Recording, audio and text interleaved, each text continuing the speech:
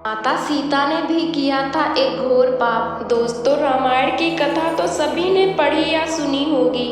इसमें श्री राम और माता सीता के जीवन से जुड़े पहलुओं को दिखाया गया है।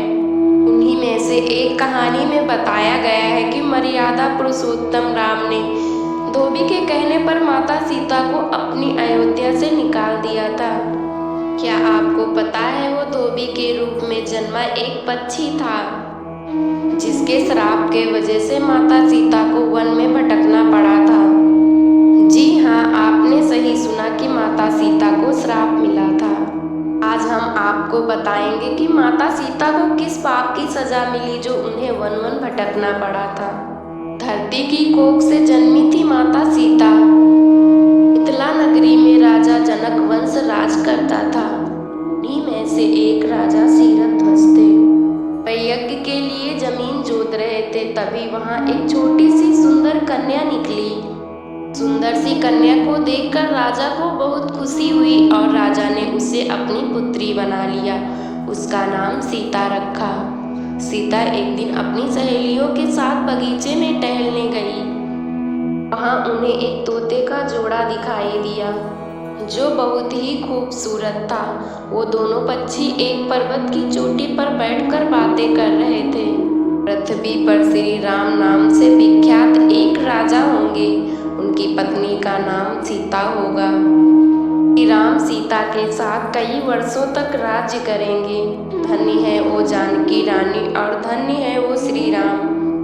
माता सीता ने जानी प्रभु राम की कहानी। तोते की ऐसी बातें सुनकर माता सीता ने सोचा कि ये तो मेरे बारे में ही बात कर रहे हैं। इन्हें पकड़कर मैं अपने जीवन की सारी बातें इनसे पूछ सकती हूँ। इसीलिए वो अपनी सहेलियों से दोनों पक्षियों को पकड़कर लाने को कहा। उनकी सहेलियां उस पर्वत पर गईं और दोनों पक्षियों को पकड़कर ले आईं। माता सीता उन दोनों पक्षियों से कहती हैं, तुम बहुत सुंदर हो, तुम डरो नहीं, मैं तुम्हें कोई नुकसान नहीं पहुंचाऊंगी। तुम मुझे ये बताओ, तुम कहाँ से आए हो और कौन हो? राम कौन है और सीता कौन है? तुम्हें उनके बारे में कैसे पता? पंछी के जोड़े ने सुनाई राम के जन्म की कथा। माता सीता के पूछने पर दोनों पंछी बताते हैं कि एक बहुत विख्यात महर्षि वाल्मीकि है। मैं उन्हीं के आश्रम में रहता हूँ। महर्षि वाल्मीकि ने एक रामायण ग्रंथ लिखा है, जिसका पाठ उन्होंने अपने शिष्यों को सुनाया है। उन पंछियों ने सीता को बताया कि महर्षि वाल्मीकि ने इस ग्रंथ में बताया है कि महर्षि शरण के द्वारा किए गए पुत्रेष्टि यज्ञ से प्रसन्न भगवान विष्णु, राम और भरत शत्रुघ्न ये 4 मानव शरीर धारण कर पृथ्वी पर जन्म लेंगे। राम महर्षि विश्वामित्र और अपने छोटे भाई लक्ष्मण हाथ में धनुष धारण कर मिथिला आएंगे और शिव जी के धनुष को तोड़कर सीता से विवाह करेंगे। राम और सीता का विवाह। फिर उस पंछी के जोड़े ने कहा, हे सुंदरी, हमने तुम्हें सब कुछ बता दिया, अब मुझे तुम छोड़ दो, हम जाना चाहते हैं। पंछियों की बात सुनकर माता सीता के मन में और अपने जीवन को जानने की जिज्ञासा हुई। राम कहाँ होंगे और वो किसके पुत्र हैं? वो कैसे मिथिल आकर जानकी से विवाह करेंगे? पंछी बोला, प्रभु श्री राम का मुख कमल के समान सुंदर, नेत्र बड़े बड़े खिले हुए, मैं उनका क्या वर्णन करूं? मैं उनके गुणों का क्या वर्णन करूं, जिनका बखान 100 मुख वाला भी नहीं कर सकता। दोनों पंछी कहते हैं कि जानकी देवी धन्य है, जो जल्द ही रघुनाथ जी की पत्नी बनकर उनके साथ कई वर्ष तक राज करेंगी। लेकिन तुम कौन हो? पंछियों की बात सुनकर सीता ने कहा, जिसे तुम जानकी कह रहे हो वो मैं ही हूँ। सीता कहती है कि मैं तुम दोनों को तभी छोड़ूंगी जब यहाँ पर प्रभु श्री राम आकर मुझसे विवाह करेंगे। तब तुम दोनों मेरे घर में आराम से रह सकते हो। भी मादा पक्षी जानकी से कहती है कि हम वन के पंछी हैं, हमें घर में सुख नहीं मिलेगा, मुझे जाने दो, मैं गर्भवती हूँ, मैं पुराने स्थान पर जाकर अपने बच्चों को जन्म दूंगी। उसके बाद मैं फिर आकर तुम्हारे पास रहूंगी। उसके ये कहने पर भी सीता जी ने उसे नहीं छोड़ा।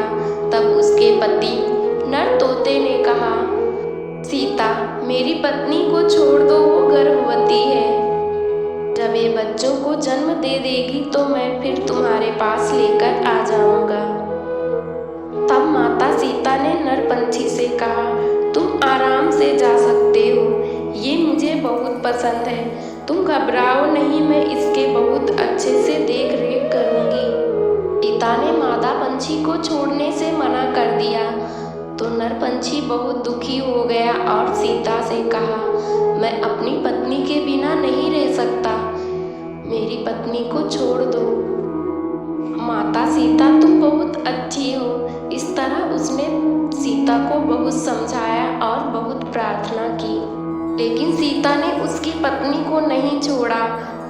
तभी मादा पंछी क्रोध में आकर सीता को श्राप देती है, इस तरह तू मुझे इस समय में मेरे पति से अलग कर रही है, वैसे ही तुझे गर्भवती अवस्था में प्रभु श्री राम से अलग रहना होगा। कुछ दिन बाद नरपंछी से बिछड़ने के बाद मादा पंछी के प्राण निकल गए। मादा पंछी की मृत्यु होने के बाद नरपंछी बहुत दुखी हो गया। सीता से बोला, मैं मनुष्यों की भरी नगरी अयोध्या में जन्म लूंगा, यही कारण तुम्हें पति के वियोग का दुख उठाना पड़ेगा। ये कहकर वो वहां से उड़ जाता है। कुछ साल बाद उसका जन्म अयोध्या के धोबी के घर में होता है।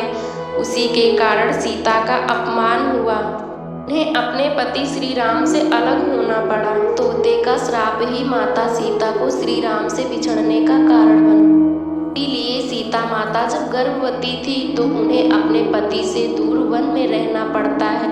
आपने अक्सर लोगों को कहते हुए सुना होगा कि हमारे कर्मों का फल हमें यही मिलता है। इस कहानी से ये बात भी सिद्ध हो जाती है कि कर्म के फल से कोई नहीं बच सकता, फिर चाहे वो प्रभु श्री राम हो या सीता, सभी को अपने कर्मों का फल भोगना पड़ता है। उम्मीद है दोस्तों आपको ये वीडियो पसंद आया होगा। अपने दोस्तों के साथ इस वीडियो को शेयर करें और हमारे चैनल को सब्सक्राइब करके बेल आइकन को प्रेस करें। मिलते हैं ऐसे ही वीडियो के साथ। धन्यवाद।